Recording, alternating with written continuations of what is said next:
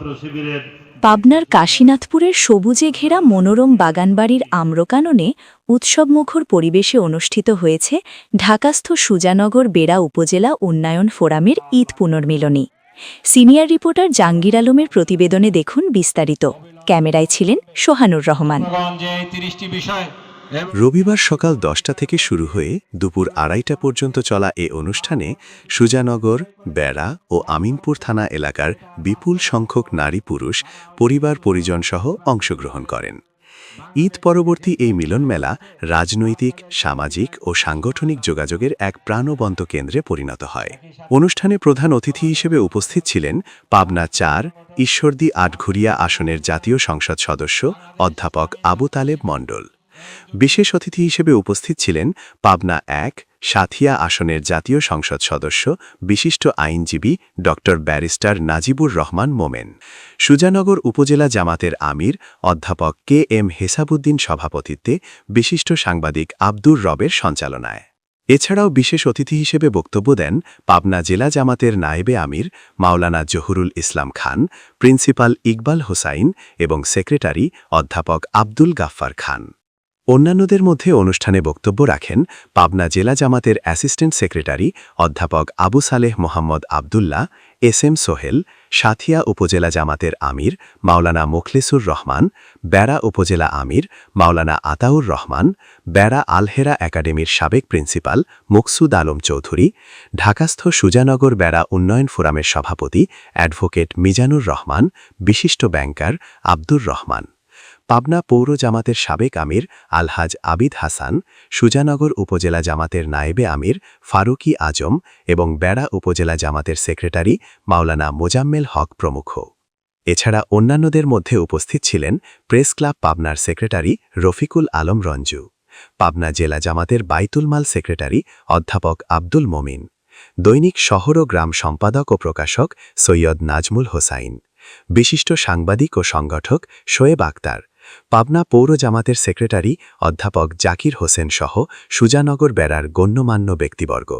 প্রধান অতিথির বক্তব্যে অধ্যাপক আবু তালেব মণ্ডল বলেন, ঈদের এই পুনর্মিলনী শুধু সৌহার্দ্য বিনিময়ের অনুষ্ঠান নয়, বরং সংগঠনকে নতুনভাবে গুছিয়ে সামনে এগিয়ে নেওয়ার একটি গুরুত্বপূর্ণ উপলক্ষ। তিনি বলেন, সাম্প্রতিক নির্বাচনে প্রত্যাশিত ফল না আসার পেছনের কারণগুলো গভীরভাবে বিশ্লেষণ করতে হবে এবং বাস্তব ভিত্তিক পদক্ষেপ নিতে হবে। তিনি নেতাকর্মীদের উদ্দেশ্যে আরও বলেন, আগামী দিনে পরিকল্পনা গ্রহণ করে 25 বছরের কাজ 5 বছরের মধ্যে করতে হবে। এজন্য মাঠের সকল পর্যায়ে কাজ করতে হবে, যাতে সাংগঠনিক ভিত্তি আরও শক্তিশালী মজবুত হয়। তিনি আরও বলেন, সাবেক আমিরে জামাত শহীদ মতিউর রহমান নিজামীর আদর্শ ধারণ করে আত্মত্যাগ, সততা ও নিষ্ঠার মাধ্যমে আগামী দিনের পথ চলা নিশ্চিত করতে হবে। সকল পর্যায়ের নেতাকর্মীকে আল্লাহর সন্তুষ্টির আশায় নিবেদিত প্রাণ হিসেবে কাজ করার আহ্বান জানিয়ে তিনি বলেন, ঐক্যবদ্ধ থাকলে ভবিষ্যতের বিজয় আমাদেরই হবে। বিশেষ অতিথি ড. ব্যারিস্টার নাজিবুর রহমান মোমেন বলেন, সাংগঠনিক শক্তি বাড়াতে হলে পারস্পরিক সম্পর্ক জোরদার করতে হবে। আল্লাহর সন্তুষ্টিকে সামনে রেখে কাজ করলে সংগঠন তার কাঙ্ক্ষিত লক্ষ্যে পৌঁছাবে। তিনি নেতাকর্মীদের মধ্যে আদর্শিক চেতনা আরও সুদৃঢ় করার উপর গুরুত্বারোপ করেন।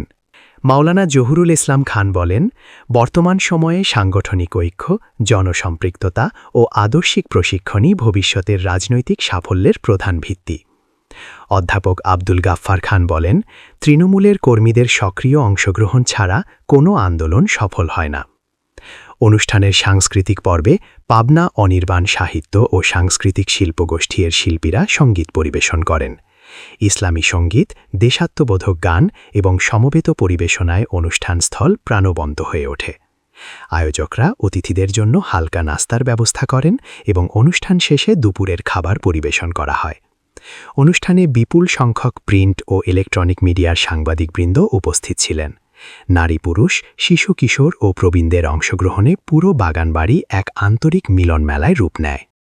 আমার বিশ্বাস যে আমরা 5 বছরে সেই কৌশল অর্জন করতে পারবো ইনশাআল্লাহ। 5 বছর পরে আমরা 5টি আসনেই বাংলাদেশ জামাত ইসলামীর কেন্দ্রকে আমরা উপহার দেব ইনশাআল্লাহ। আপনাদের কাছে আবারও পুনরায় তার একজন স্নেহধন্য দায়িত্বশীল হিসাবে আপনাদের কাছে পুনর্ব্যক্ত করছি, আগামী 5 বছরে আমাদেরকে 25 বছরের কাজ করতে হবে পাবনা জেলাতে। আপনারা জানেন একসময় জামাতের সারা বাংলাদেশে ভোট ছিল 5%, এরপরে 8%, সর্বোচ্চ আমাদের 12% ভোট একসময় উঠেছিল। এরপরে আবার সর্বনিম্ন পর্যায়ে আমরা চলে গিয়েছিলাম। আলহামদুলিল্লাহ এবারে জাতীয় নির্বাচনে জামাত ইসলামী এককভাবে 39% ভোট পেয়েছে।